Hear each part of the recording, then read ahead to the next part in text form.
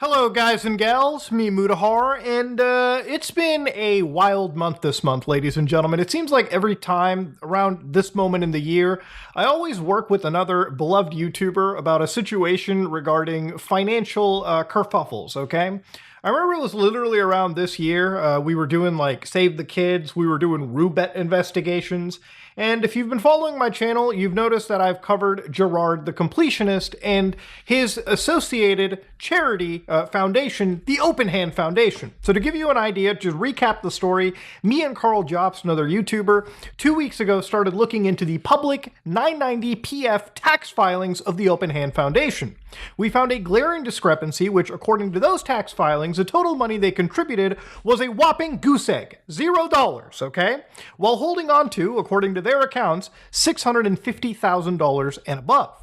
So just a little over. Now, of course, the Open Hand Foundation is a family charitable organization built in the honor of Karen Khalil, which is the late mother of the YouTuber known as The Completionist, also known as Gerard Khalil. So we interviewed Gerard in our initial video drops, where we obtained his side of the story, because that's just how you do journalism. So in this situation, Gerard even told us that the money is still currently in an account. To answer your question, Carl, I don't have an answer. You know, I think that's my up. I have personally donated to AFTD and Alzheimer's Association over the years, and that's where, again, I assumed the money was going there to support them as we were talking negotiations about working with them. I don't really have a true answer for that, and that's on me completely, and I will own up to that. But, you know, again, it doesn't matter. You guys are going to say what you're going to say, and I can't stop it. But the important thing is that all the money is still in the account. None of it's spent erroneously. It's all above board. Like it's not hiding in a Cayman account or anything like that. Yeah, and that's the thing about 501Cs is that, like, if I did any of that, the minute I did any malpractice of that nature, literally the government would be like, hey, we're coming after you. And that's, right. You know, at least legally speaking, everything's above board. And I understand that the question isn't so much legality and so much more about morality and, you know, me advertising this event and showing people sponsors and all that stuff. He even confirmed that he had no idea the money was donated since at least 2022. I knew it was sitting there at a certain point, and that's what made me proactively go about it. Like, do you know when that point was? I was made aware in 2021 when the money hadn't moved yet. Okay. And that's what made me go, that's not cool. And that's when I got personally involved to move it. And did anyone 2021 last year, 2022. Yeah, did anyone tell you that the money was going somewhere before then? Were you being misled? No. No one told me anything. I assumed that it was all going to a charity, and I assumed incorrectly. And in 2023, he actually held the Indieland event again and started naming charities. In fact, he made it pretty much a common identity that they were going to do whatever they can to donate this money to charities and make sure that the money given to them year over year was going to fight dementia and help assist in its research. We are raising money for dementia research in honor of my late mom, trying to help folks who've been impacted by dementia, working with organizations like USF, FTD Association of America, Alzheimer's Association of America, and so many more. Do our own version of that every year and kind of make it a cool celebration of games and raise money for charity. And so he was like, I wish we had a charity that we could donate to. And I was like, oh, I run my own charity called the Open Hand Foundation, and all the money that we aggregate. I started it when I was a young boy with my dad in honor of my mom who had dementia. And so we just every year we try and raise as much money as possible, and then we go work with Alzheimer's Association of America, University of San Francisco, Association for FTD, which is what my mom had, FTD. So we've like worked with big and small organizations across the board, and he was like, it'd be really cool if we did a show all about raising money for people who are making huge headways in dementia research and prevention and all that stuff. And I said, yeah, I'd love to. We have the organization to do it. We just, need to come up with a theme. And so, yeah, we're going to have it probably next year. No promises, but so for those guys who don't know, we had a show last year, and it went great, but it was very expensive. And we TOBG covered the cost of it, but we have kind of a rule of like we want to make sure that like as we do charity events that we're not costing the charity organization or really anyone outside of our awesome sponsors. The guys at FlyQuest who've been so supportive, we want to make sure that the money that we do raise actually goes to charity and is spent properly. And so, surprise, surprise, hosting a convention-like event is very expensive. While in reality, the money was never donated, it sat in an account losing its value to inflation, and of course, research was lost over time because it never got paid to be done. So again, what we happened over here, initially looking into it, was the organization in writing even told us that they were actively looking for benefactors. So you cannot go on a charity live stream like Indieland and claim and misrepresent that your organization in the public view is working or, getting in touch with some of these named charity organizations, while at the back end, you write to us and tell us that you're still looking for actual benefactors. Again, misleading statements, and it can constitute charity fraud in the public eye. If somebody goes out there in the public eye and tells you, hey, we're working with so and so, but you were just trying to find a charity to donate to all this time, that is basically a false statement. You are misleading people in the public, and that's where charity fraud gets into the mix. So again, since we made those videos, me and my update video, there was no public statement from either the Khalil family, Gerard, or even their lawyers sending out any correspondence to properly address this matter. So with each passing day, all the community can do is wonder, is the money even in the Open Hand Holdings account to begin with? Will it be donated to the charities that were name dropped on live streams and podcasts? And will it happen soon? These are the questions we ask. So yesterday, or maybe the day before, depending on how quick I can get this out and how vetted I can get all this information, my co-investigator, Carl Jobst, had released an update video where he dove further into what he now claims is a scam. Carl showed another event in the purview of the Open Hand Foundation, the Convenience Cup Challenge, which is hosted by Power Buying Dealers West.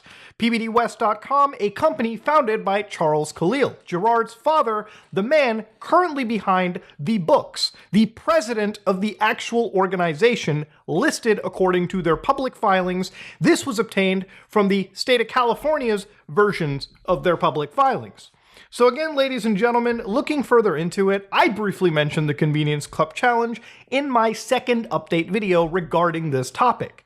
And it was the only other listed event next to the Indieland event out there. So again, to understand, Indieland was raising money for the Open Hand Foundation. And PBD West has also been raising money for, as you can guess it, the Open Hand Foundation. If you go to their actual website right now, ladies and gentlemen, the actual page in this case, you can find out that PBD West Convenience Cup, if you look into their pricing tiers for their sponsors, in the bottom right, you can see check payment to, basically write a check to the Open Hand Foundation. And of course, I'm going to block out the address and the numbers so I don't get privacy guideline strikes on my channel.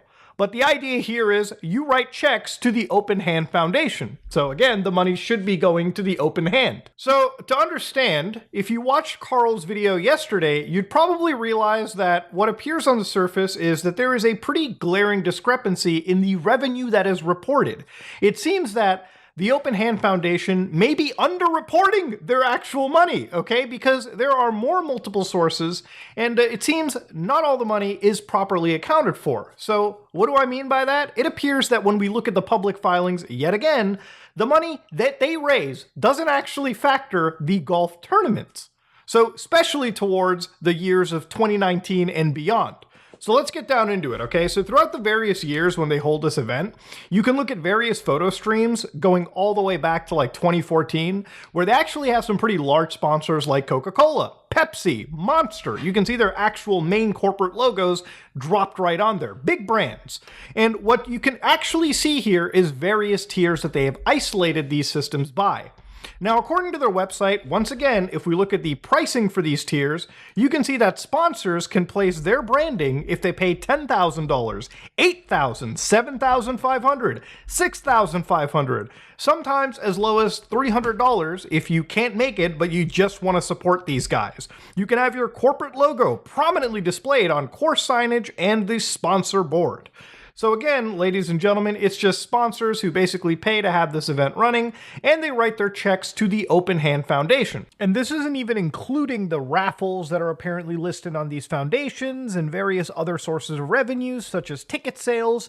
And again, this money should be reflected in the actual accounting, because when we looked closer, it actually appears that the only sources of funding that appear are the Tiltify earnings for Indieland and actual donations and grants from recognizable private exempt parties, which we'll look into real quick right now. So when we looked into the actual filings and we looked into this event itself and those various photo streams where we saw all those sponsors and tiers listed, unfortunately, adding those figures up, we don't actually see it accurately reflected in the public filings, which, ladies and gentlemen, might I remind you, is not necessarily legal, okay? To understand, if all the money isn't accounted for in a charity when you are raising money for the charity, the government considers that to be illegal. That can be fraudulent. That could be embezzlement. That could be mishandling of funds, which is a severe illegal no-no. So again, ladies and gentlemen, to understand why this money doesn't appear in the revenue sections for all of these filings accordingly is actually pretty alarming. And to understand, Open Hand actually does claim expenses for that golf tournament as well. In 2023, according to their expense sheet, they listed golf fundraiser expenses for $5,236, showing a direct expense relationship to these events. So another revenue source. So okay, I'm flashbanging you with a lot of information, but to understand, now we have to look at the revenues that are added up once again in these filings. Because now there's actually 4 key sources of revenue we have to take account of in order to get the full picture of this situation. One of them is obviously the Indieland raising expenses. So to understand, Indieland happened since 2018. And with Indieland, according to 2018 and 2019, there were some specific dollar amounts. So according in 2018, there was an amount of like $50,000. And when it came to 2019, there was obviously preliminary earnings based on this tweet of around $100,000. Of course, any amount after that isn't given into its specifics like these 2 years, where the only money that we have to go off of, on the record is from Tiltify. So if you go to Tiltify, they actually have these campaigns still up. You can view how much was raised. And of course, according to one of the event coordinators, Michael Barrett, you can actually see that this amount isn't necessarily, in some cases, the full accounting. Because according to Michael, there's also merch sales. There's also, earnings from YouTube, subscriptions, super chats, Twitch bits, donations, so on and so forth. That also has to get added into the accounting. But remember, these are all separate earning pools from Indieland. The Tiltify campaign does not include what would be earned on YouTube or Twitch. That's for Gerard to, make public to the audience and tell them exactly how much money was raised, and then add that to the Open Hand revenue, or I guess directly donate it. But we know it's not donated because if it was donated, especially those YouTube and Twitch bits, how can you donate those to a charity but then not donate the rest of the money that was amassed in the Open Hand Foundation? Doesn't exactly make sense that way, and it's logical to conclude that that money is also probably still sitting in limbo, but it is unaccounted for. For instance, if you look at the Indieland Tiltify campaigns, you can see that they raise $80,000, right? Like something around there. And yes, there are penalties, depending on if you use PayPal or Stripe or variations of their payment services. The penalties or processing fees can vary. According to Tiltify, you could, in the worst scenario, face up to 5% processing fees from Tiltify. I'm going to be more charitable than Open Hand and just apply the 5% penalty to their Tiltify campaign. So roughly, if you're looking at 80,000, you're looking at around $4,000 of processing fees. But we'll get into the specifics in a little bit. So to understand, that's one pillar of revenue making right there. Now, the second actual revenue source in this situation is the actress known as Jame Lee Curtis. Now, you've probably seen Jame Lee Curtis on the Indieland streams, But Jame Lee Curtis also runs her own charitable organization known as the Syzygy Foundation, whose filings are, as you can imagine, publicly available. So, with publicly available filings, yours truly decided to look at all of her filings, and I found that since 2018, she was actually sending money to the Open Hand Foundation. So for instance, this is the Syzygy Foundation right here, and you can see that on their actual key employees, you can see Jame Lee Curtis Guest, Christopher Guest mentioned over here as the actual key employees. And inside here, Control F, we're going to type in Open Hand. Whoa, look at that, boys. The Open Hand Foundation in the name of Karen Khalil. Now here you can see in 2018, she gave $20,000 to this as a charitable grant. Now, of course, this is again all public record. These are grants and contribution paid during the year or approved for future payment. And again, if you go to the year 2019, again, Control F, Open Hand, whoa, right here, charitable donation of $10,000.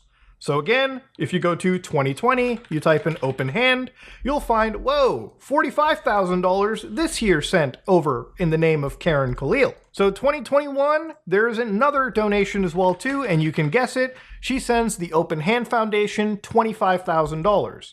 And of course, 2022, because why not, she sends, believe it or not, $25,000 yet again. What's another interesting catch for me over here is for the last time we looked into the Open Hand Foundation's public filings, they list themselves as a private exempt organization, as is Jame Lee Curtis's own Syzygy Foundation, a private foundation. So I looked into this filing from Syzygy, and they list the Open Hand Foundation as a public charity, which is interesting. What is it? Remember, there are actually key differences, and one key difference I found was actually listed on this, LLP website, this legal blog, Foley and Lardner, who wrote, "Can a private foundation make grants to organizations other than public charities?" And it's true, private foundations may choose to make a grant to organizations other than a public charity. For instance, the private foundation you may want to make a grant to, another private foundation, perhaps the recipient is operating a charitable activity, like Indieland, like a golf tournament, you know it, so on and so forth. But this typically means that if a private foundation is making to a grant other than a public charity, it can. Technically, grants to entities other than public charities are taxable expenditures and are subject to a dreaded excise tax. However, a private foundation can make a grant to any organization for bona fide section charitable purposes as long as it engages in expenditure responsibility. So in this case, expenditure responsibility means that the granting private foundation must make an inquiry about the potential grant and guarantee. So again, the private foundation should have some level of diligence that the recipient would follow through and use the grant for the proposed purpose, such as fighting dementia and raising money for research against dementia.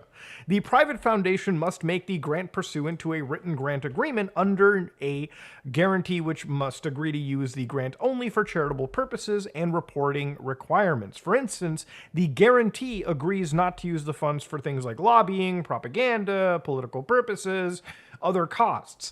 The guarantee must deliver annual reports to the guaranteeing private foundation. So again, reading into this situation right here, if a private organization gives to another private foundation, right? Private foundation to private foundation, there's actually a lot of paperwork involved with making sure everything's above board. But maybe that's not even required if on paper it looks like you're giving to a public charity, despite that public charitable organization representing themselves on filing as another private organization. It's actually an interesting catch, and I want to know what the legality around that necessarily is. She was sending money, okay? So that is one revenue source right there. Now, the third revenue source is YouTube subs, donations, super chats, Twitch bits, subscriptions. Remember, in the Indieland streams, Gerard was very much upcoming and saying any financial contribution throughout YouTube or Twitch would be going directly to charity. That's not money that they were going to be touching. That's money that was going to charity. All bits, all donations, all super chats, all YouTube memberships, basically anything that's tied to donating or subscribing in a financial way to us is going to charity. We're not touching any of it. It's all going to a good cause. And of course, the fourth pillar, revenue-wise, is the golf tournament. All of these four, pillars is something that we're going to be adding up together and making sure it's reflected appropriately in the filings. If it's underreported, that's a problem, okay? That is actually a pretty massive problem, and one that I hope the IRS and the DOJ take a real hard look at. All right, ladies and gentlemen, we're gonna do some accounting over here, okay? So I isolated 3 years in specific that I'm going to be looking at very, very closely, and I'm going to apply those same 4 patterns or same pillars of revenue sources that I just talked about earlier. So these years in specific are 2019, you've got 2021, and 2022. I gotta look at my notes because, ladies and gentlemen, this is going to sound a little bit convoluted. So let's actually start with this, okay? So if we look at if we look at how much money that Open Hand claimed to make in 2019, according to their full filings for that fiscal year ending December 2019, you'll notice that they made $123,816, okay? So in the 6 figures. Now, at this moment in time, you can actually look and confirm, thankfully, due to the Indieland tweet that we actually pulled from 2019, where they claimed that their preliminary total earnings were $109,418. Okay, so interesting right there so far. So if we add that, we can see that that's $109,000. And around this time, Jame Lee's foundation, remember the second pillar of revenue here, her foundation, if we look at what she gave to Open Hand in, again, the fiscal year ending 2019, you can see that she ended up giving Open Hand $10,000, okay? Now, assuming that in their initial tweet they said they maybe added her grant in, which wouldn't really make a lot of sense, but I'm going to be charitable, okay? I'm going to be more charitable than Open Hand and say, sure, let's mix that in. Now, to understand, we haven't even looked at the golf revenue yet, right?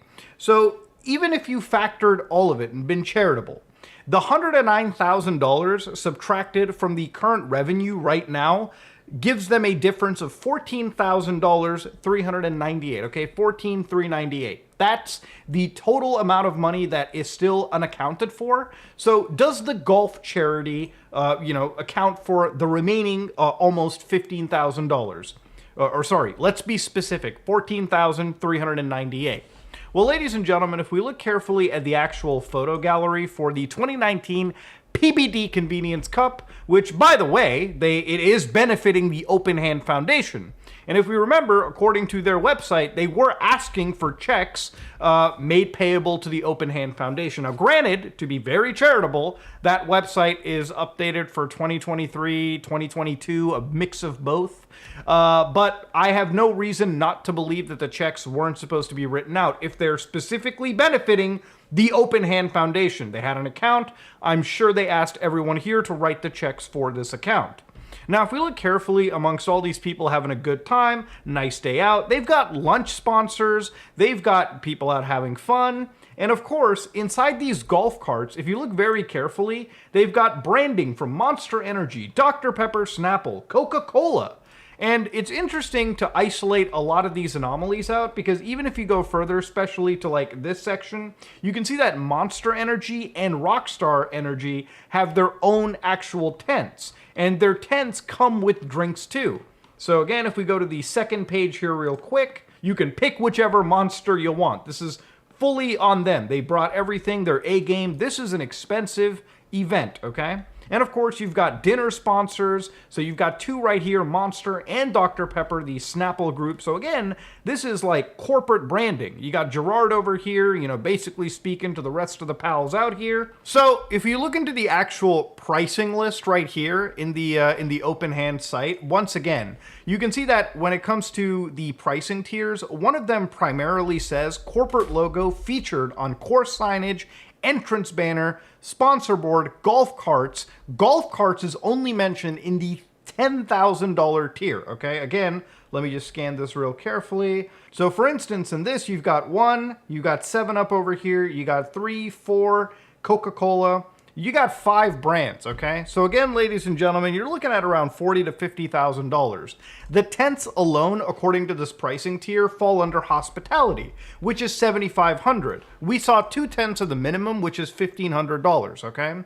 So again, ladies and gentlemen, that is tens of thousands of dollars. And again, if we look at our math once again here, you'll notice that before we had a difference of $14,398.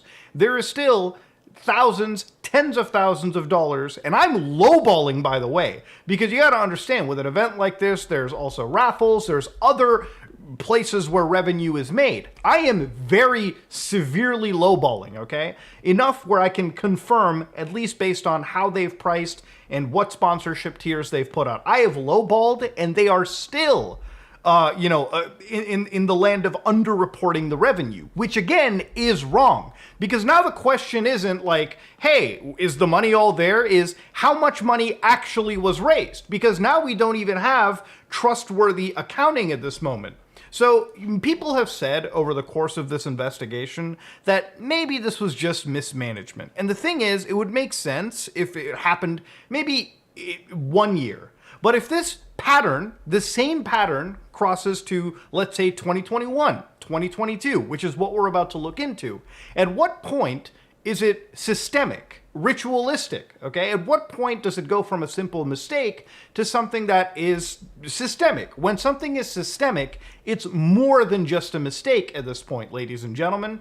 And again, there have been a history of lies from Gerard's side, especially with our interview to begin with. So the trustworthiness of this character and the entire organization, at least personally to me, is very questionable. But again, I'm not here to speculate. Let's go to 2021 and see if maybe money is also underreported there too. So in the years of 2021, ladies and gentlemen, if we look at the actual open hand filings once again, you'll notice that their revenue this year was $136,695, okay?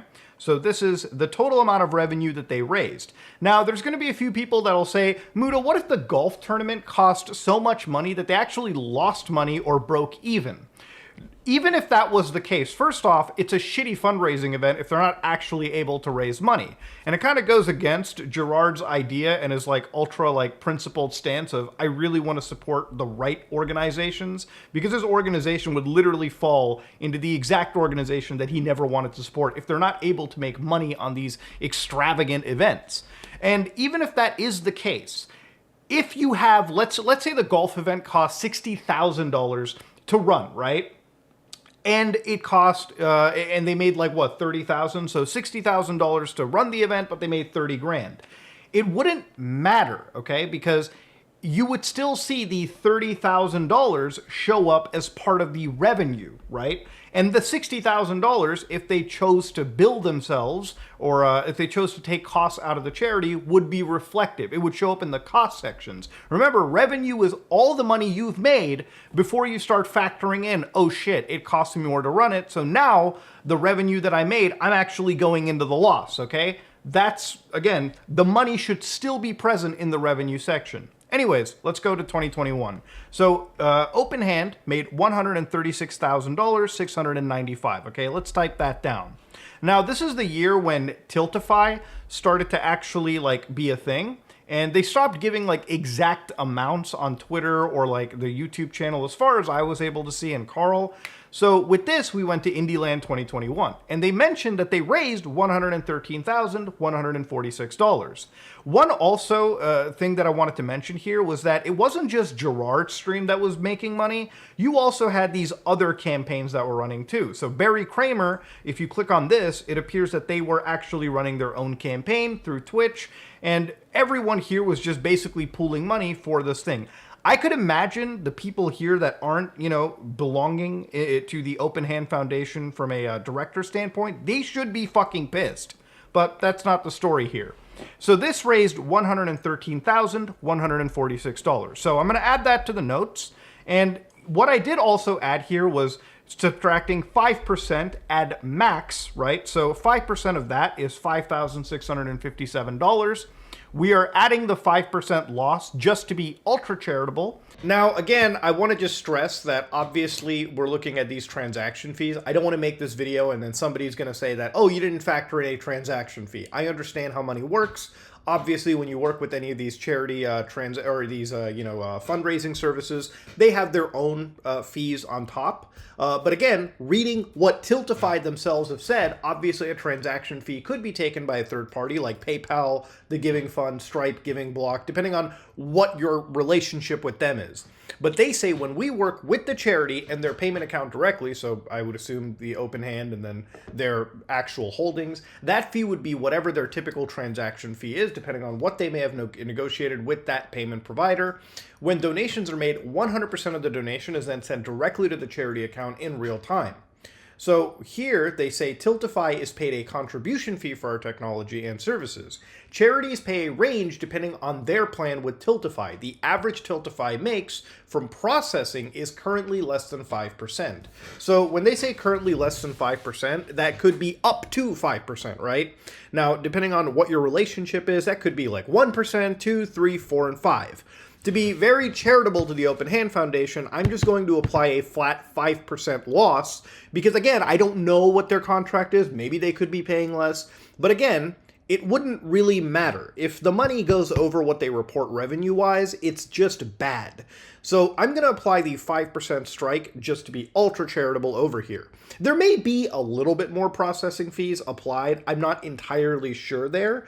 But again, it can't be much more than the 5% that they are losing, right? Again, without an exact specific clause that I can see in their contract, it's hard to exactly pinpoint how much money. It could be more than 5%, could be less. Depends on what it is, okay?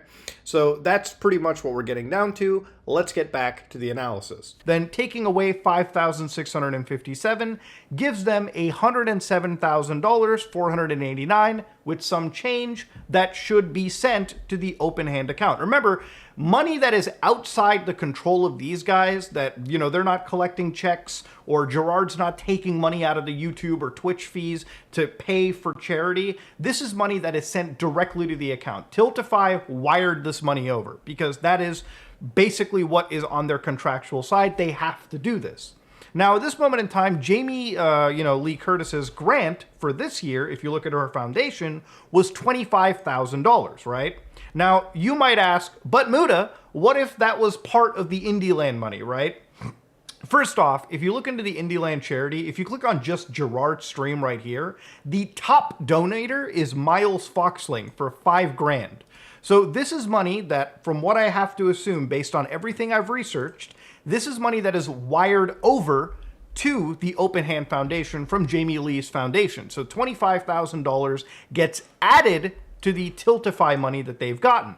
So if you add the $25,000, you get $132,489, okay? So this is pretty close to the actual revenue, you know, a few grand off.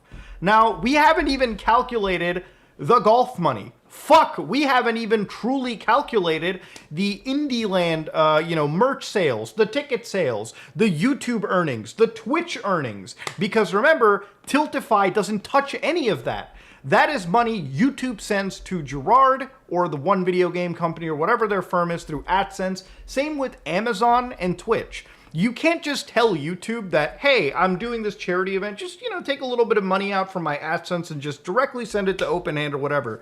YouTube doesn't give a shit. They'll tell you, here's your full money. You do what you have to do, dog. We're not getting involved. So this isn't even including money that should be sent over. This is just Tiltify raising cash. We haven't even touched the YouTube Twitch bits that Gerard would have to send over. Now, again, we are looking at a difference of a couple grand. So let's look at the golf tournament for 2021. So according to 2021, you got a couple gold sponsorships. So you got 6, 1, 2, 3, 4, 5, 6. And if you look at the pricing tier, once again, gold sponsorships are $6,500 each. So you're looking at 6, and that would come out to $39,000. You've also got titanium sponsorships. I don't know what a titanium sponsorship is because if you look again, like right here, I don't see titanium. So I'm not going to start assuming things, okay? Because clearly I'm not here to speculate.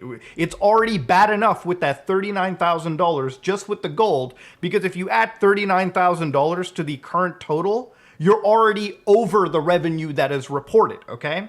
That's bad. Okay, that is unaccounted for according to their events. So the player sponsorships, again, I don't know if they're actually billing for, just single players or event supporters because they have branding showed, but that's a few $100s, okay? Already we're over, so it's not worth it. The diamond sponsorship is $8,000 each. So you've got Cormark and you've got PBD West, which, as far as I understand, that's like Charles Khalil's company, so I don't know if they're paying to their own foundation for their branding. But anyways, you're looking at $16,000, okay? This is $8,000 each. So again, diamond, 8,000. We see two, $16,000. You've got one platinum sponsorship from Reyes Coca-Cola Bottling, which is alone $7,500, okay? So ladies and gentlemen, adding all of that up, we are looking at, again, $62,500, all right? So again, if you added that to the total already, you are over the revenue that is showing up once again in the Open Hand Foundation. So again, going back to the idea of systemic patterns in the situation, these are 2 years where revenue doesn't appear to match up to the events that have been ran. And again, you might say, what if the golf costs too much? What if they're in the red with that event? Well, first off, you got to shit can that event, okay? And again, I'm lowballing every number for the golf charity because I am purposefully omitting actual sponsorships that we can see clearly, but because I don't have the price chart, I am just omitting them. Again, we're already over the revenues. It's bad enough, okay? That's the message I'm sending. We are looking at undocumented money according to these filings. Because again, if these filings are to be correct, they have to be significantly over $136,000 to account for that golf money that we're adding up. So now let's go to 2022 because that's the final year and that's the last bit of tax information that we have to go off of. So 2022 Open Hand rips out $117,000 and 247. Okay, 117, 247. That's the revenue for this year, right? Now Tiltify this year claims that they raised $90,582.09. And again, to be uber charitable, 5% of that is $4,529. And if we adjusted it by removing that from the Tiltify goal here, the Tiltify transaction, that is $86,000 that is $86,053. Okay, that's what's supposed to be sent over, assuming the worst of the processing fees hit. So again, Jame Lee's grant this year, according to her foundation, if you look at the Open Hand, $25,000, okay? So she gave $25,000 to the Open Hand, and again, if we scroll all the way up, that is the fiscal year ending 2022. So now, if we add $86,053 with the $25,000, you get $111,053, okay? It's like 5 in the morning, okay? Stop it. I'm trying to do my best with math.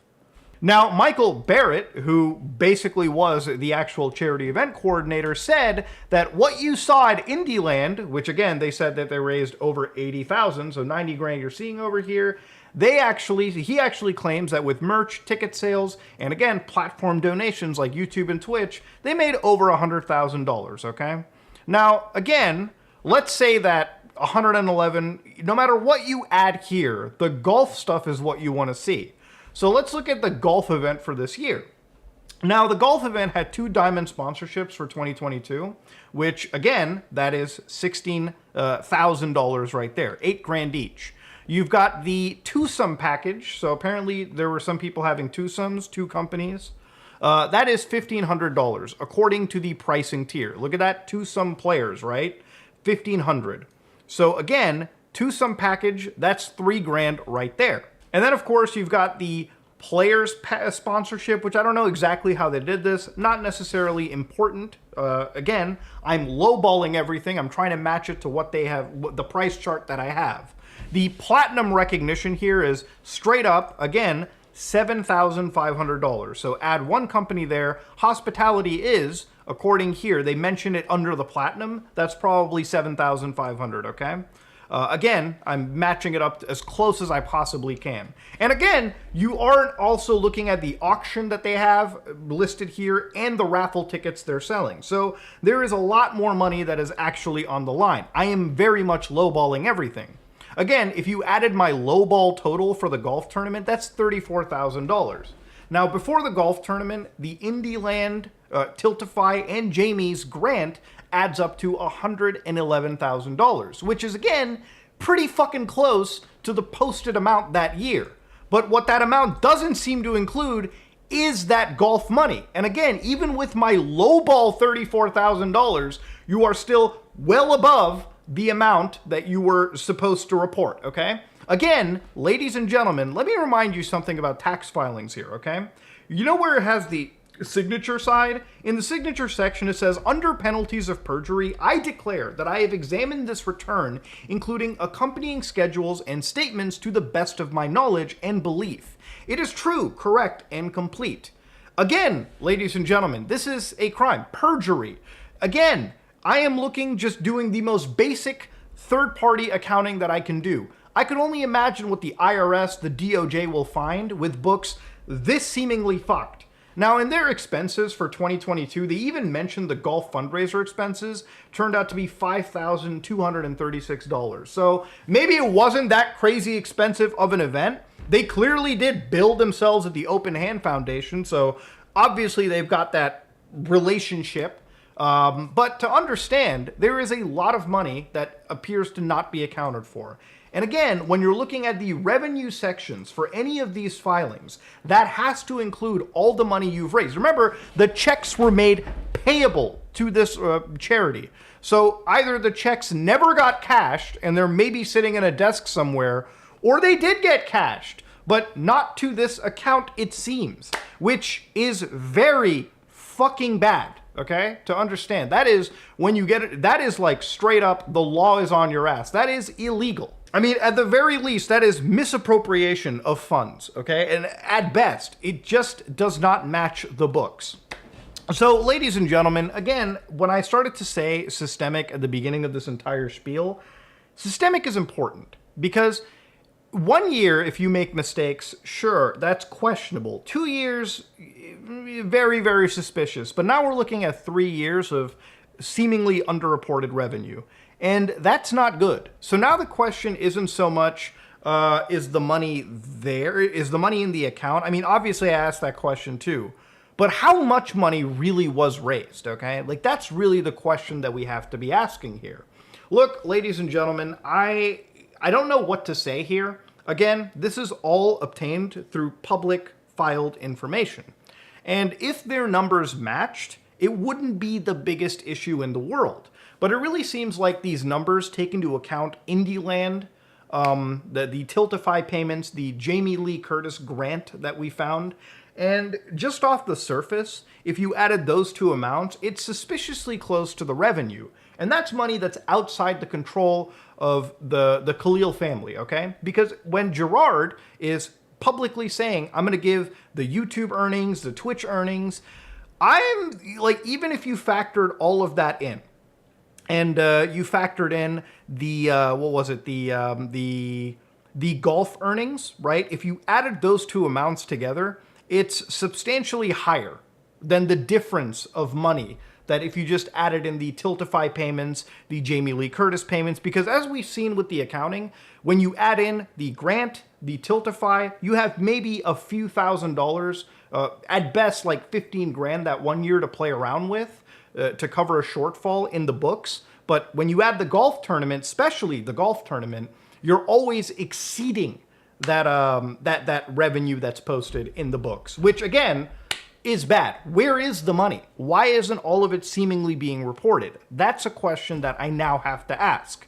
And I think many people should ask that. Anyways, this has been the breakdown. I know these parts get long-winded, but I really do have to break this down for myself, my sanity, and to better explain it to the people who come in tune to watch this stuff. So again, that's me being charitable in this situation, right? There is clearly misreporting of funds according to these filings and the various pillars of revenue that they have with the open hand, with Indieland, with this golf tournament. So again, I decided, and this is the thing about the story. This is such a weird situation that I'm sitting there and I'm trying to be as charitable as I can. We are trying to figure out the method to the madness. So again, if the money isn't all being accounted for, they need to be federally audited. That's a simple matter of fact, okay? Remember, I am overly charitable right now in my accounting. You know who isn't charitable? The Department of Justice, the fucking IRS, okay? Because they have the ability to open up every single book in your arsenal and basically take you to town. So you better make sure that when the IRS or the DOJ is looking into you, every receipt is filed properly, every check is filed properly, every single thing is done right and done on the straight and narrow. If there is any problems, then your future, your freedom is actually at risk.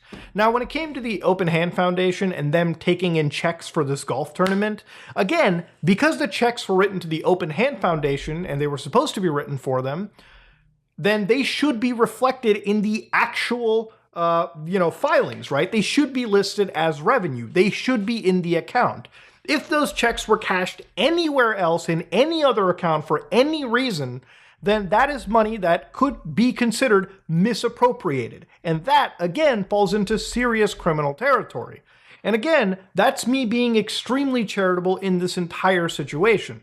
Look, at the end of the day, this is a matter of charity, okay? And that's, at the end of the day, there are people that are suffering from dementia that unfortunately are not able to actually seek the help that they truly deserve, okay? Because this money that was supposed to be raised for them has done nothing except lose its value over time due to inflation. The cost of lost research and time is something that can never be measured. And of course, beyond all of it, the only enriched party in this is Gerard and the family, okay? Gerard has spent years running Indieland and gaining some of the highest praise from news organizations, from colleagues. Hell, I thought he was a great guy up until I looked into the situation. This has incredibly soured my entire mood on him and honestly, his group of friends out there that, and for some reason, get into some real insane defenses for this situation. Look, I started this by basically pointing out a discrepancy and hoping that the money could be donated. The fact that Gerard and the entire family has been quiet and they've lawyered up, which I understand why they've done it. The fact that the money hasn't at least, like there hasn't been a bank statement that said, we've got the money, it's still accounted for, it's time to actually donate this, is a bit shocking to me. But these discrepancies are something that we aren't exactly able to look past. And you know who isn't able to look past that? The government. Ladies and gentlemen, I've seen people who said that we've been apparently manifesting criminal charges by constantly pushing for people to report this to the IRS, the DOJ, maybe even the FBI. Fuck any federal agencies whose purview falls into this section. And you know why? Because we're adults. Because this is something that is ethically damning. And you and I pay taxes, okay, to the United States, to Canada, to the countries that we live in. And generally speaking, in situations like this, we pay taxes for these federal agencies to start clamping down on bad actors. So yes, you bet that I'm going to actually tell people to, notify the authorities.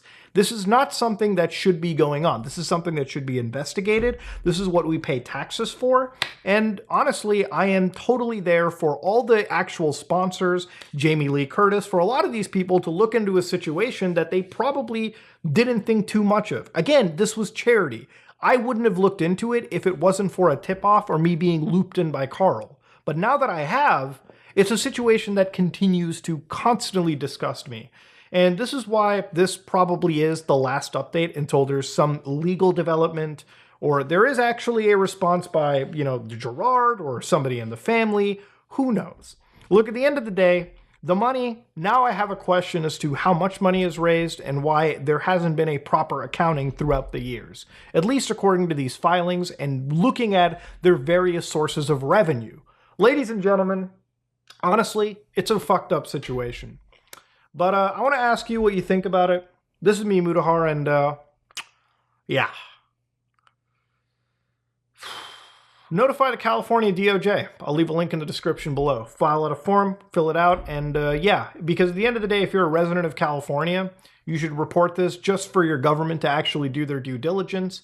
And if you've lived around in the United States, or hell, this goes international. If you live in another state and you've given money to Indieland or you've given money to this charitable organization, you should absolutely be reporting it because these are discrepancies that need to be addressed. The fact that they have gone unaddressed for this long is downright deplorable. Ladies and gentlemen, I still hope that there is some reasonable response to this whole situation.